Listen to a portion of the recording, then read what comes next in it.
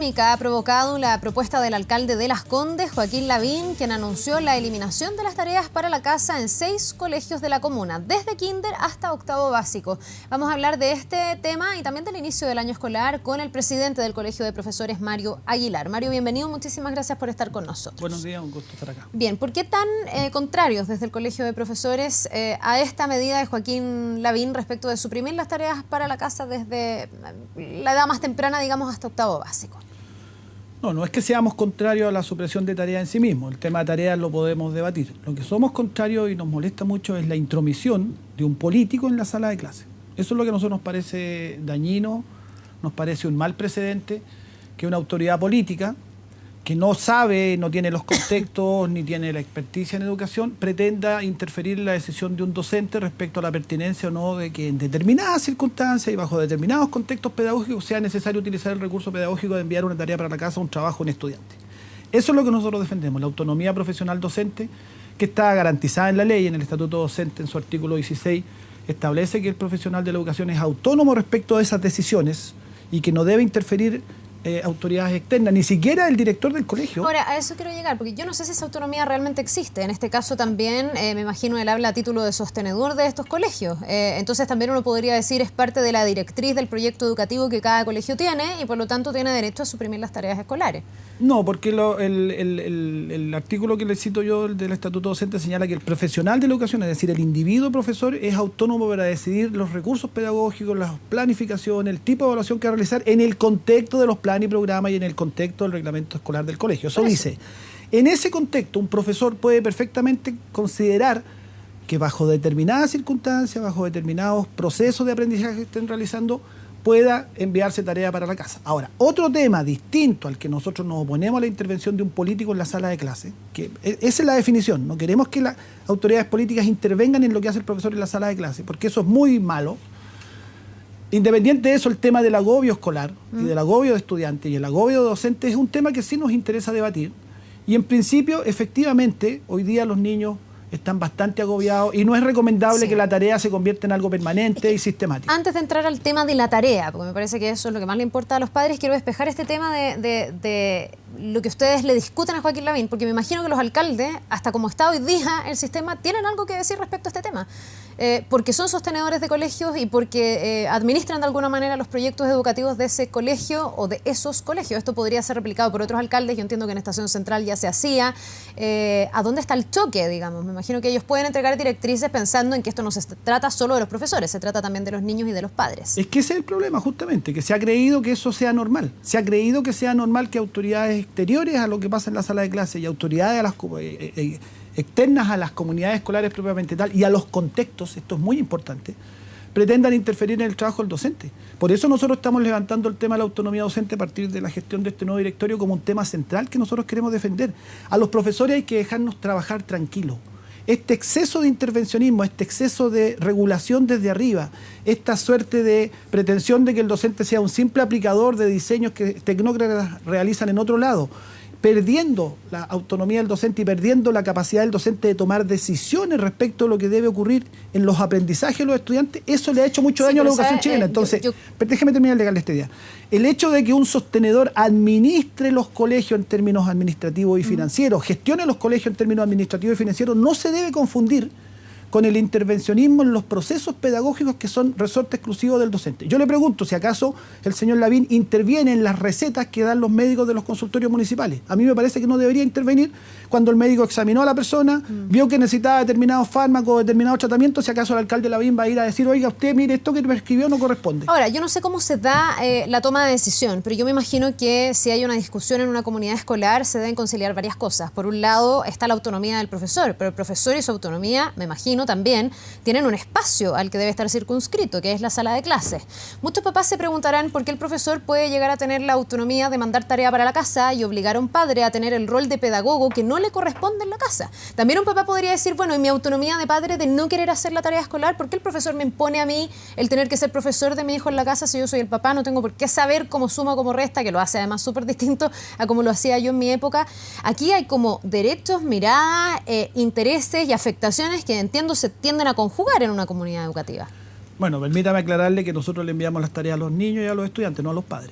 no son los padres los que tienen que hacer las tareas. Ok, pero a los niños que se les manda tarea, y Mario, esto es una realidad, o sea, no es algo que yo esté inventando y hay que escuchar a los padres.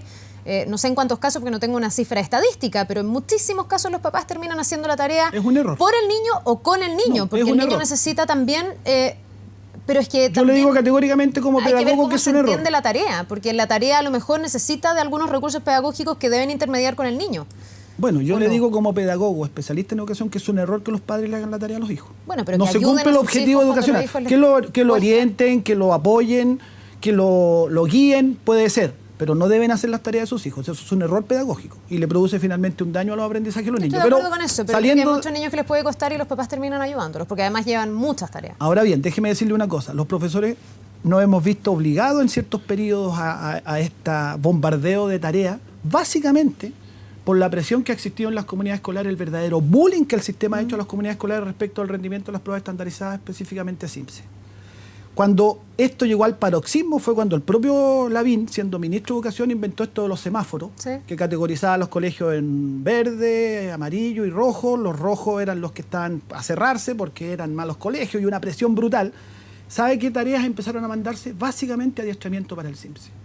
Eso empezó a haber un bombardeo porque los profesores éramos presionados, porque si este colegio no subía los puntajes entonces iba a cerrar, o iba a recibir menos recursos, o entraba en la competencia por ser el mejor de la comuna. Una cosa absurda, una cosa demencial, en que cayó el sistema, y los niños en Chile, hace algunos años, empezaron a tener muchísima tarea que era básicamente adiestramiento para el CIMSE. Fíjese que hay un estudio que el 80% de las tareas para la casa tienen que ver con asignatura matemática, lenguaje y ciencias. Justamente las 3 asignaturas que más se miden en las pruebas estandarizadas. No tanto visitar un museo, no tanto investigar, ¿no es cierto?, algún principio filosófico, no realizar cierta actividad física complementaria porque ese niño lo necesitaba, no, sino que CIMSE. Entonces nosotros estamos de acuerdo en que se debe terminar con el agobio escolar. Y en principio, yo se lo digo yo como profesor, yo no soy muy partidario de la tarea para la casa como una cosa permanente. No soy partidario de la tarea para la casa como una cosa permanente. La tarea para la casa es un recurso pedagógico que debe usarse en determinadas circunstancias que lo justifiquen. Y le voy a poner un ejemplo. Yo hago clase a todos los cursos de mi colegio, y los jueves que tengo con el tercero tanto, tocó feriado. Varios feriados tocó día jueves. Y ese curso va más retrasado en relación a otros cursos que le hago clase los miércoles, los martes y los lunes. Entonces ese curso necesita, porque tiene que nivelarse, a lo mejor ciertos reforzamientos, ciertas materias que deben hacerse. Tengo 40 alumnos en mi sala de clase, 10 están más retrasados que el resto en determinado aprendizaje, y esos aprendizajes son necesarios para la siguiente unidad. Perfectamente es un recurso pedagógico que yo complementariamente los haga investigar o los haga realizar determinados ejercicios. Es un recurso pedagógico a utilizar en determinadas circunstancias. Yo estoy de acuerdo en que nuestros niños están agobiados. Y estoy de acuerdo en que en general un niño que ha estado de las 8 de la mañana hasta las 5 de la tarde en un colegio en jornada escolar completa, no es bueno que llegando a su casa a las 6 de la tarde tenga que seguir haciendo tareas. Eso en general. Lo que no debe ocurrir es que eso lo prescriba o lo determine un alcalde prohibiendo las tareas o pretendiendo regular eso, porque finalmente eso es un recurso que el profesor tiene que seguir contando con él. El buen criterio docente y el buen criterio pedagógico aconseja que nosotros no tenemos que seguir agobiando. ¿Y si no es el alcalde, quién lo debe regular? Porque aquí es que eso es una falacia. No es una falacia, porque usted mismo, Mario, está diciendo que hay colegios que están orientados a una política absolutamente academicista, donde los profesores están obligados muchas veces, y ellos mismos lo dicen, a pasar un currículum mínimo, que resulta ser un currículum máximo, a no tener tiempo para saber si los 30, 40 alumnos aprendieron, y que se ven en el apuro de tener que mandar tareas porque en realidad no alcanzan a pasar todo. Entonces, ¿hasta qué punto llega la autonomía de los profesores? Yo tengo aquí la sensación de que más bien se trata de lo que los directores de los colegios establecen, lo que el proyecto educativo dice, lo que los sostenedores dicen, más que la voluntad del profesor. Yo siento que es muy falaz decir que hoy día los profesores son absolutamente autónomos en la sala de clases, porque todo lo contrario, los profesores han sido también víctimas de este sistema súper ultra competitivo de nuestra educación. Bueno, ha sido falaz, digámoslo, si quiere seguir su concepto, que es un poco fuerte, pero ha sido falaz. Pero ahora va a dejar de ser falaz porque nosotros como gremio vamos a empezar a defender eso con mucha fuerza. Nosotros, justamente por eso hemos dado esta discusión con el alcalde de Lavín. Justamente por eso estamos exigiendo el cumplimiento del artículo 16 del Estatuto Docente, porque se ha hecho daño a la educación interfiriendo en el trabajo del docente en la sala de clase, porque finalmente ha producido todas estas distorsiones. Y yo entiendo a los padres, yo quiero decir que empatizo mucho, yo soy apoderado de niños todavía en edad escolar. Entonces, empatizo con los padres que sienten cómo sus niños están agobiados, cómo sus niños están presionados. Nosotros tenemos niños con depresión en primero básico en este país. Nosotros tenemos tasas crecientes de depresiones en adolescentes. Tenemos serios problemas psicosociales en nuestro país y una de las razones fundamentales podemos estudiarla en esto de ser tan competitivos, de estar en los resultados, de ser obsesivos por subir los puntajes. Cuando, por ejemplo, un colegio sube de 260 a 275 puntos en CIMSE, ¿qué significa eso?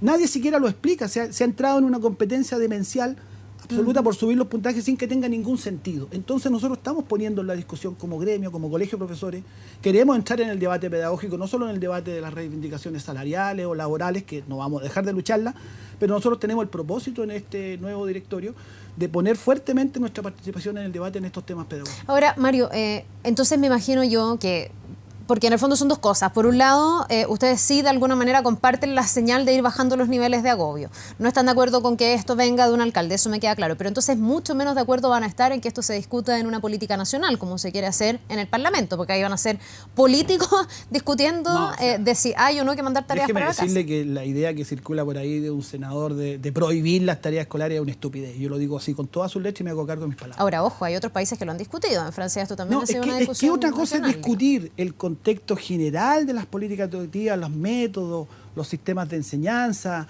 los objetivos de la educación y sus finalidades. Y en ese contexto estudiar el tema de las tareas escolares sin duda, pero en el contexto de una cosa más bien efectista, en un contexto de una cosa más bien comunicacional, que es lo que yo leo en lo que ha hecho el alcalde Lavín, porque además tiene que ver lo junta con el gas pimienta, con los limpiadores de vidrio en la esquina, una majamama. Una medida más bien efectista que una medida de fondo. Yo diría que es casi una operación comunicacional para reponerse como figura presente en los medios de comunicación Lavín, que en los últimos meses no había estado muy presente. Yo lo veo más así que como una cosa real y práctica, porque el profesor de Las Condes que necesite reforzar los aprendizajes de un estudiante que va más atrasado va a tener que seguirle mandando un poco de tarea para la casa a esos estudiantes, y no porque venga un alcalde que quiere salir más en la televisión a prohibirlo, el profesor va a dejar de hacerlo. Nuestra orientación a nuestros colegas de Las Condes va a ser que ellos defiendan su autonomía profesional, y si consideran que en un determinado contexto y en una determinada circunstancia es necesario alguna tarea para la casa, no dejen de hacerlo, porque estarán defendiendo además su responsabilidad como profesional de la educación. Ahora, volviendo a mi pregunta, ¿ustedes no están de acuerdo con una discusión a nivel parlamentario de este tema? ¿No podríamos reorientar políticas públicas educacionales o educativas respecto de temas como las tareas? Por supuesto, la discusión país, seria, una discusión donde todos los actores, incluyendo los actores políticos, discutamos sobre lo que le estamos pidiendo a la educación y lo que esperamos de la educación, es una discusión que nosotros no solo creemos que es legítima, queremos alentar, creemos que es indispensable alentar esa discusión en Chile.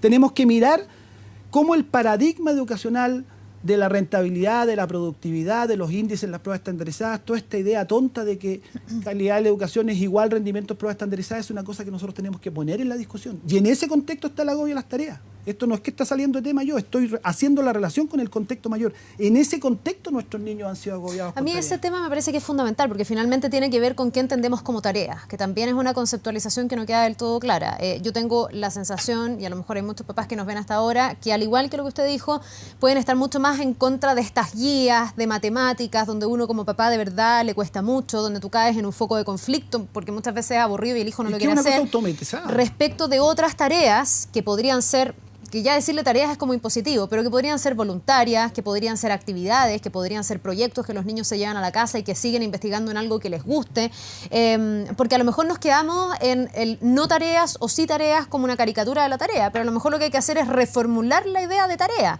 y ahí también me imagino que los profesores están invitados a ser más creativos, pues, y a poder motivar a los niños con cosas que sean a lo mejor más lúdicas. Insisto que no sé cuánta autonomía tienen para hacerlo. Yo por eso digo que es un argumento falaz, porque tengo la sensación de que los profesores también son parte de un sistema que es súper poco flexible.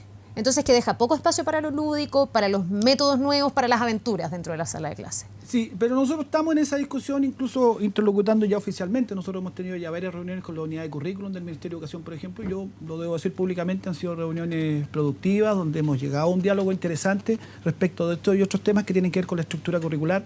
Estamos como gremio preocupados de eso.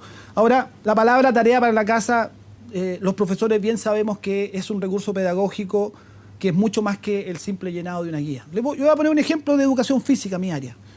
un alumno sacó una mala nota en una prueba y pide una oportunidad. A lo mejor yo le puedo decir, mira, el fin de semana vas a ir a un partido de voleibol de la competencia local de voleibol, quiero que investigues, que veas de qué se trata, motívate, tráeme el trabajo, a lo mejor te suba la nota. Es un recurso pedagógico que tiene el profesor para determinadas circunstancias. Eso es lo que no debe quedar prohibido porque es absurdo. Mire, le voy a poner otro ejemplo. Todos sabemos que los antibióticos consumidos en exceso producen daño en las personas. Pero usted le va a sacar una norma que prohíba a los médicos recetar antibióticos cuando sea necesario. Sería absurdo, ¿no es cierto? Entonces, es exactamente la misma analogía. Nosotros estamos conscientes que nuestros alumnos están agobiados, nosotros mismos estamos agobiados. Nosotros mismos llevamos tarea para la casa a los docentes con un exceso de trabajo que tenemos en planificaciones y un montón, y el tema del agobio laboral lo hemos levantado fuertemente y se asocia con el agobio de los estudiantes. Somos hermanos con nuestros estudiantes en el tema de estar agobiados, y le toca a los padres también porque terminan, como tú dices, después de largas jornadas de trabajo y extenuantes jornadas como son en Chile, teniendo que estar en ese tema. Entonces, todos estamos de acuerdo en que nuestro sistema es extremadamente agobiante. 1.200 horas al año estudian nuestros niños versus 750 en Finlandia, que sí, estudiando mucho menos tiene mucho mejor educación. Entonces, nosotros estamos de acuerdo con eso, pero lo que no puede venir una autoridad política a meterse en nuestra sala de clase y decirnos usted no puede enviar más tareas. Eso nosotros no lo vamos a aceptar. Y nuestra orientación va a ser defender la autonomía docente cuando el docente requiera. En los muchos ejemplos de lo que podría ser un trabajo fuera de la jornada escolar normal, se necesite un trabajo del estudiante, simplemente recurra a eso porque es un recurso pedagógico que el docente no puede dejar de usar cuando sea necesario. Ahora, Mario, me parece a mí que este tema de las tareas abre otros debates que son bien importantes. Estamos partiendo el año escolar, me llama la atención y me parece una buena noticia saber que hay conversaciones con la unidad de currículum del Mineduc para hablar de este y otros temas, pensando justamente en eso, del agobio, pensando en cómo enfrentar el año académico en la sala de clases. Estamos además en el marco de una discusión de una reforma de educación donde se ha llegado poco a lo que pasa dentro de la sala de clases. ¿De qué manera ustedes van a incidir este año? ¿Cuáles han sido como los consensos a los que ya han llegado que puedan facilitarle la vida al profesor, también a los alumnos y a los papás, a la comunidad escolar completa, en definitiva? Bueno, esos son los temas de fondo. En realidad no existe reforma educacional real en un país si esa reforma no se mete en lo que pasa en la sala de clases y en lo que pasa con el currículum. Nosotros estamos conscientes de eso y por eso somos muy críticos de esta reforma. Que no nos parece que sea realmente una reforma educacional lo que está ocurriendo. Con la unidad de currículum lo que ha habido es que ha habido un buen diálogo en términos de entender, un diagnóstico compartido de que la educación chilena, uno de sus problemas más grandes que tiene es que carencia de integralidad, carencia de abordar los distintos aspectos que hacen al desarrollo integral de una persona. En eso la unidad de currículum no ha estado de acuerdo con nosotros. El problema que hay es que hay limitaciones en las normas mayores. La Ley General de Educación prescribe determinada concepción curricular y determinada concepción educacional que está de mercado, muy en base a los estándares, y toda la Ley de Aseguramiento de la Calidad es brutalmente estandarizada.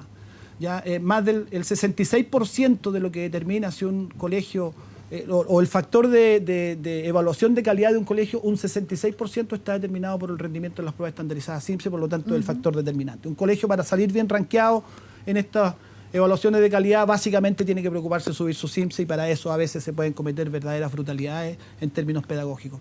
Y entonces, a pesar de estar de acuerdo con la unidad de currículum y lo que hemos estado discutiendo del currículum de tercero y cuarto medio, que es lo último que falta de las educaciones curriculares en la norma, por lo tanto es un espacio muy acotado y muy pequeño, pero sin embargo el diálogo que se ha producido en términos de este diagnóstico compartido ha sido positivo. Vamos a ver si eso se traduce en modificaciones reales y en cambiar el vector de la dirección que ha llevado la educación chilena. A nosotros nos interesa en cambio el vector, el que no se siga haciendo más de lo mismo o simplemente ayornando pequeños parches, sino que efectivamente nosotros seamos capaces de repensar la base estructural de la educación chilena, que es la que está equivocada. Eso significa llegar, por ejemplo, a discutir sobre sacar el SIMSE, sacar la PSU, porque también aquí hay muchos académicos que te dicen que lo que no mides no puedes evaluarlo finalmente, que de alguna forma hay que evaluar también nuestra educación. Sí, casi todos los economistas, los académicos que dicen eso son economistas. Por lo tanto, su paradigma es otro. Pero que si no, ¿cómo evalúan la calidad de la educación? Es que la evaluación no solamente tiene que ser cuantitativa.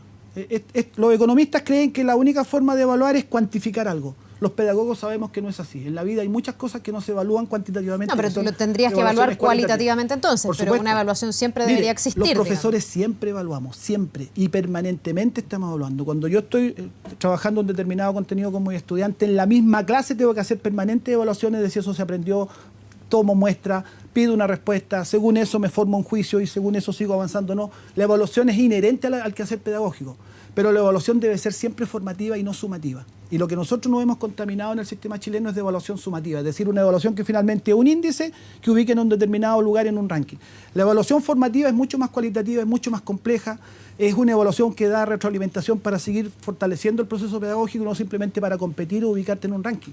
Nosotros estamos llenos y muy contaminados de evaluaciones sumativas y necesitamos caminar fuertemente hacia las evaluaciones formativas que ayuden a los procesos de aprendizaje y que no distorsionen los procesos de aprendizaje. El CIMSE distorsiona los procesos de aprendizaje en vez de ayudar con ellos. Y por eso yo participo activamente de una campaña muy interesante que ha habido en estos años en Chile, que es la campaña Alto al CIMSE, donde hay muchos académicos también, porque se cita un área de académicos, pero hay muchísimos académicos en Chile que se dan cuenta que el CIMSE y toda la educación conductista, porque en definitiva todo este sistema educacional chileno está fuertemente basado en lógicas conductistas, que es una corriente psicológica bastante superada en muchos lugares del mundo, y sin embargo en Chile seguimos con el conductismo. O sea, usted suba su puntaje en el CIMSE y usted mejoró su educación. Y eso es bastante cuestionable a estas alturas del desarrollo que han tenido las neurociencias, que han tenido el constructivismo, que han tenido el cognitivismo, las visiones cognitivas de los aprendizajes. Todo eso en Chile casi no existe. En Chile seguimos en una educación muy de Pavlov, muy del estímulo-respuesta, muy del conductismo, y eso es lo que nosotros queremos poner en la discusión.